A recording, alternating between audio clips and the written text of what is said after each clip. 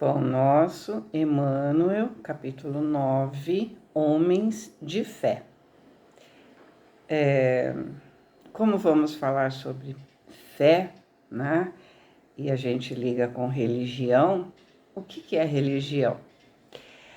O propósito da religião é servir para conectar indivíduos ao sagrado, né? Do latim religar e religar com o alto, né? Fornecer sentido à existência. Então, a religião estabelece um elo entre o ser humano e uma força superior, normalmente através de rituais, de orações. Oferece conforto em tempo de sofrimento e estabelece normas éticas. Ela organiza a vida em comunidade, promovendo coesão social, valores morais e identidade cultural. Ajuda a responder questões existenciais, oferecendo um propósito maior para a vida. Oferecer a esperança, consolo frente às adversidades e alívio emocional.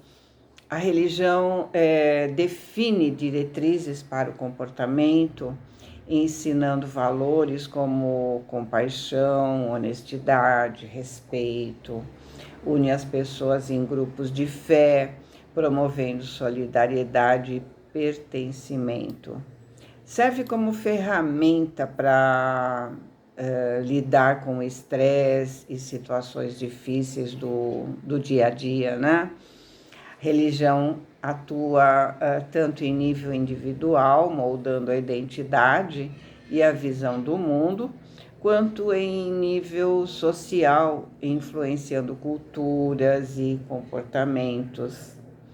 E para nós espíritas, a finalidade da religião é a espiritualidade e da espiritualidade, né?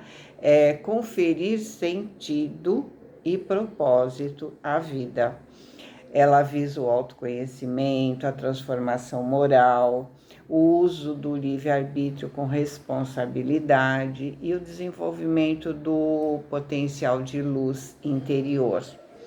A espiritualidade ajuda a explicar de onde viemos, nossa missão no mundo e para onde vamos. A religião serve para transformar o homem moralmente, incentivando o orai e vigiai. Vigiai as nossas ações, não a vida do outro. Embora ofereça consolo e amparo divino, a religião deve levar o indivíduo a confiar nas próprias capacidades, assumindo responsabilidade por nossas escolhas. Nosso livre-arbítrio, né? Não incentiva a esperar milagres, mas sim incentiva a exercer uma fé viva. Precisamos fazer a nossa parte, não dá para terceirizar. Lembra do levanta-te e anda?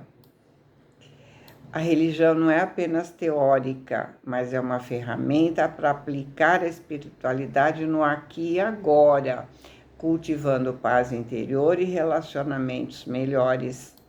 A vida é vista como uma escola de crescimento e a religião, espiritualidade serve para auxiliar nesse aprendizado. Então, vamos ao texto de Emmanuel.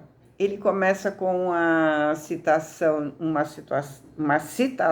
de Mateus, Mateus 7:24, que é a seguinte: todo aquele que escuta essas minhas palavras e as pratica, eu o assemelharei ao homem prudente que edificou sua casa sobre a rocha.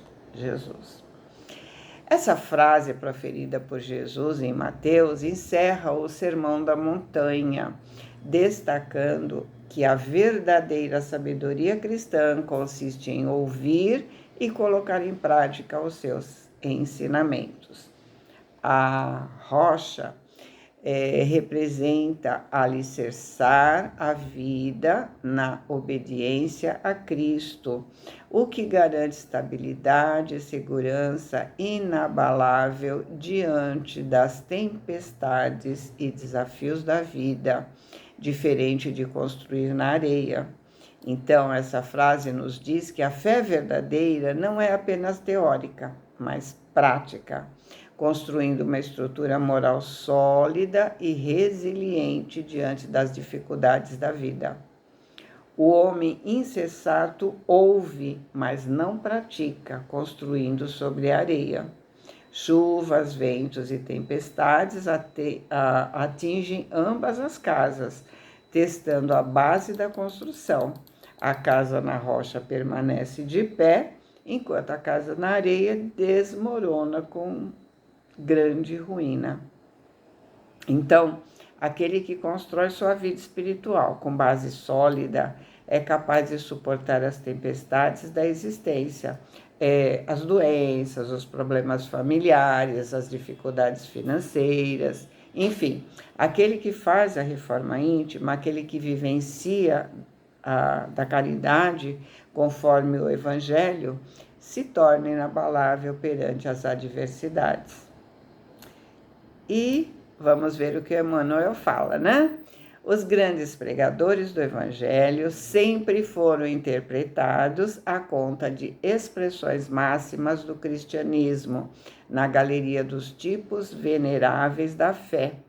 Entretanto, isso somente aconteceu quando os instrumentos da verdade efetivamente não esqueceram a vigilância indispensável ao justo testemunho.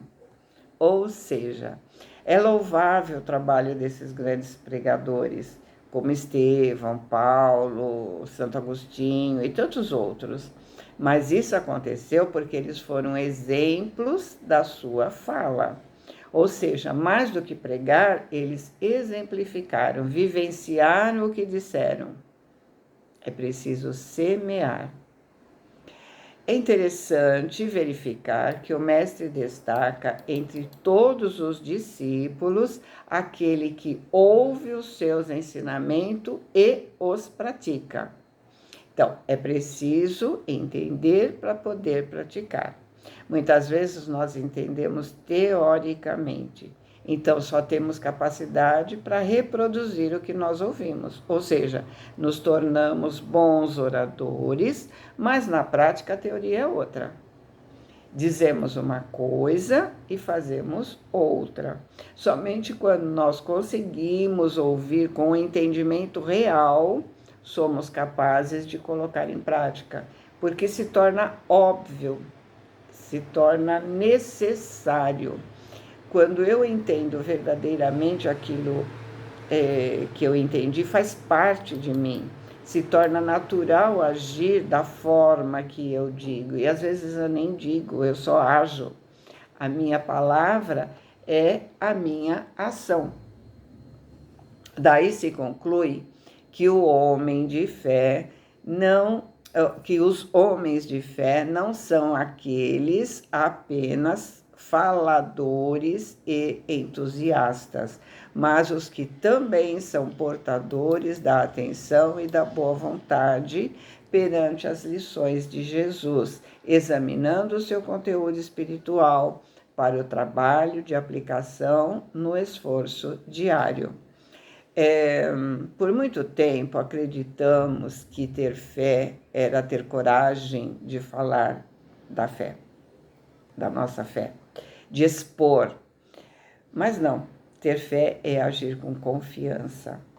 Vamos pensar que quando queremos demais convencer o outro de algo, é porque ainda não temos plena confiança naquilo. Quando eu confio, eu faço e não me importo com o que os outros pensam a respeito. Não me importo com o que vão dizer. Eu tenho consciência tranquila e isso me basta porque eu estou comprometida com a melhoria do outro.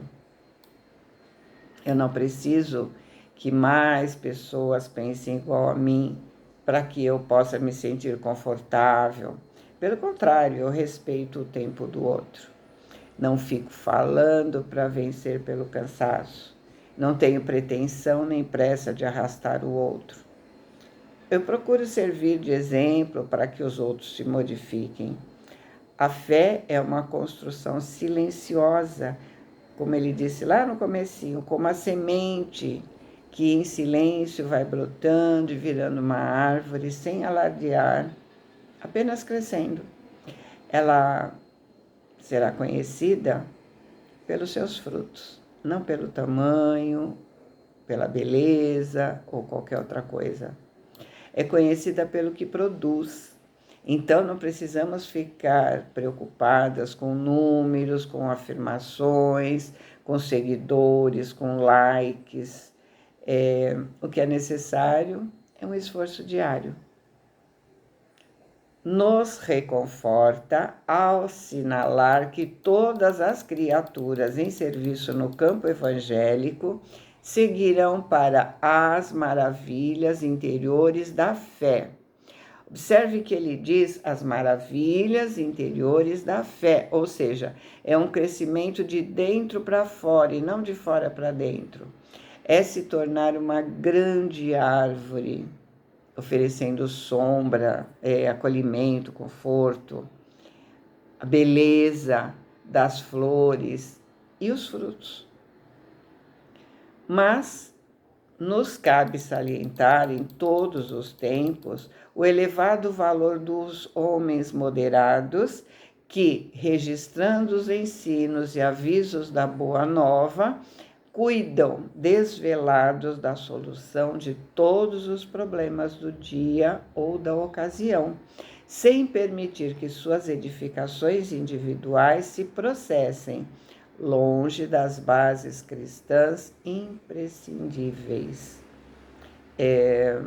O elevado valor dos homens moderados, ou seja, equilibrados, não são fanáticos, mas também não são mornos. Aqueles que fazem de tudo com dedicação para a expansão do bem, respeitando o outro, sem obrigá-lo a fazer o mesmo, sem impor, sem criticar, sem julgar. Aplicar o evangelho no trato com o chefe, com a familiar, na rua, sem pregação, mas com ação, vivenciando os ensinamentos do evangelho. Quando eu for fazer ou dizer algo, refletir, né? Eu devo refletir sobre o meu objetivo no que eu vou fazer ou dizer. É para construir ou é para destruir? Em todos os serviços, o auxílio da palavra é sagrado e indispensável, mas aprendiz algum deverá esquecer o sublime valor do silêncio, a seu tempo, na obra superior do aperfeiçoamento de si mesmo, a fim de que a ponderação se faça ouvida dentro da própria alma, norteando seus destinos. É a hora de falar e a hora de calar. No silêncio, a ponderação se faz ouvir.